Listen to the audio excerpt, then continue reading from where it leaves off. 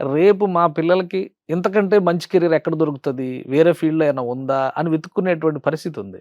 So, దానికి మీరు answer చెప్తే మీరు చెప్పిన పాయింట్ నేను యాక్సెప్ట్ చేస్తా. ప్రపంచంలో సాఫ్ట్‌వేర్ ఇంజినీరేనా ఎక్కువ సంపాదిస్తుంది? ఇంకా ఉన్నాయి, చాలా ఫీల్డ్స్ ఉన్నాయి. ఇప్పుడు ప్యాషన్ ఉంది అని అనుకోండి, హ్మ్. Definitely they will do better things. అవును. మరి మీరు ఇప్పటివరకు ఆ ఎడ్యుకేషన్ వచ్చిన దాంట్లో మీరు ఆ ప్యాషన్ చూపించలేదు కదా.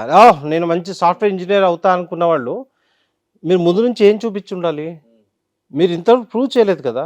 నేనేం చెప్తున్నాను, మీకు ప్యాషన్ ఉంది అని చెప్పేసి వట్టి మాటలు చెప్పకండి అంటున్నాను నేను. అబద్ధాలు మీరు నిజాలు మాట్లాడండి అంటున్నా. హ్మ్. హ్మ్.